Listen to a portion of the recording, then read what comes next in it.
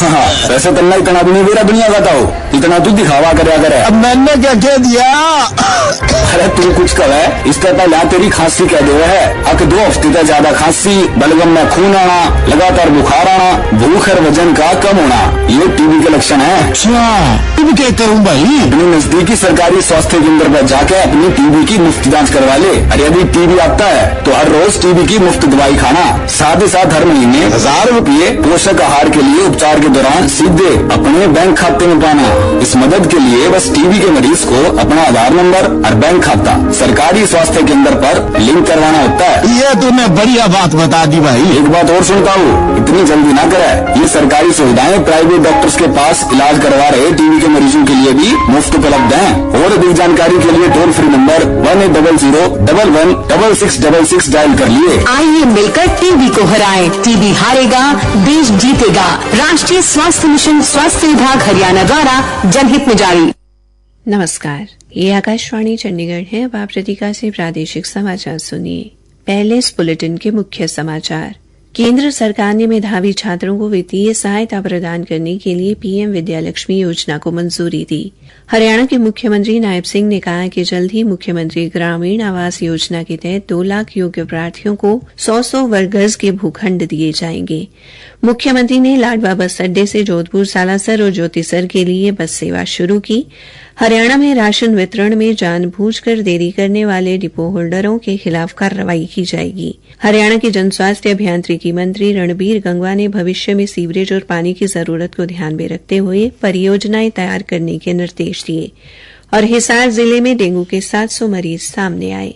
अब समाचार विस्तार से। केंद्र सरकार ने मेधावी छात्रों को वित्तीय सहायता प्रदान करने के लिए पीएम विद्यालक्ष्मी योजना को मंजूरी दे दी है। आज नई दिल्ली में मीडिया को मंत्रिमंडल की बैठक में लिए निर्णयों की जानकारी देते हुए सूचना एवं प्रसारण मंत्री अश्विनी वैष्णव ने कहा कि छात्र उच्च शिक्षा प्राप्त करने के लिए बिना किसी जमानत के ऋण प्राप्त करने के पात्र होंगे। उन्होंने कहा कि ये योजना इसलिए शुरू की गई है ताकि वित्तीय बाधाओं के कारण भारत का कोई भी युवा गुणवत्तापूर्ण उच्च शिक्षा प्राप्त करने से वंचित न रहे। श्री वैष्णव ने बताया कि सरकार ने भारतीय खाद्य निगम के लिए 10,700 करोड़ रुपए की इक्विटी के निवेश को भी मंजूरी दी है।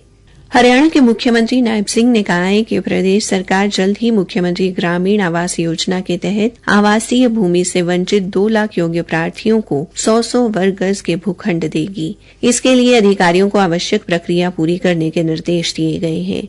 मुख्यमंत्री आज लाडवा विधानसभा क्षेत्र के गांव उमरी, मथाना, दबखेड़ा, वडैचपुर और छलौंदी में आयोजित कार्यक्रमों में बोल रहे थे। उन्होंने कहा कि लाडवा विधानसभा सहित पूरे प्रदेश में तेज गति से विकास किया जाएगा। अधिकारियों को प्रदेश में सभी सड़कों के नवीनीकरण और मरम्मत करने के निर्देश दिए गए हैं। उमरी में लोगों को संबोधित करते हुए उन्होंने कहा, जब मैं आदरणीय गडकरी जी के पास अभी गया तो उन्होंने तुरंत उस बात को स्वीकार कर लिया कि पेहवा से कुरुक्षेत्र बाईपास, लाडवा बाईपास होते हुए 4 लाइनिंग रोड ये सीधा यमुनानगर को टच कर जाएगा और ये 4 लाइनिंग रोड यहाँ पर बन जाएगा कि लोगों की समस्याओं का समाधान वो प्राथमिकता के आधार पर पूरा होगा। मुख्यमंत्री ने कहा कि महिलाओं को 2100 रुपए की राशि देने के चुनावी वादे को शीघ्र पूरा किया जाएगा। इसके लिए व्यवस्था बनाने के आदेश दिए गए हैं। उन्होंने गांव मथाना, दबखेड़ा, वडैचपुर और छलौंदी में 21 लाख रुपए की अनुदान राशि देने की घोषणा की। मुख्यमंत्री ने गांव दबखेड़ा में सामुदायिक केंद्र की सौगात देने के साथ साथ पिछड़ा वर्ग चौपाल के नवीनीकरण की भी मंजूरी दी। उन्होंने कहा कि विकास कार्यों में किसी भी प्रकार की देरी के लिए संबंधित अधिकारियों की जिम्मेदारी तय की जाएगी। श्री नायब सिंह ने लाडवा बस अड्डे से लाडवा से जोधपुर होते हुए सालासर के लिए और विद्यार्थियों के लिए लाडवा से ज्योतिसर बस सेवा को झंडी दिखाकर रवाना किया। उन्होंने कहा कि अब लाडवा बस अड्डे से रोजाना निर्धारित रूट पर बसें चलेंगी। हरियाणा में राशन वितरण में जानबूझकर देरी करने वाले डिपो होल्डरों के खिलाफ कार्रवाई की जाएगी। खाद्य नागरिक आपूर्ति एवं उपभोक्ता मामले मंत्री राजेश नागर ने अधिकारियों को सभी डिपो होल्डरों से राशन का वितरण जल्द से जल्द सुनिश्चित करवाने के निर्देश दिए हैं।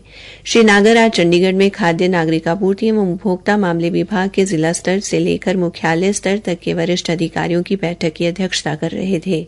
मंत्री ने अधिकारियों के सभी राशन डिपोओं पर सीसीटीवी कैमरे लगाने के निर्देश दिए। इन कैमरों में जिला स्तर और मुख्यालय स्तर पर निगरानी की जाएगी।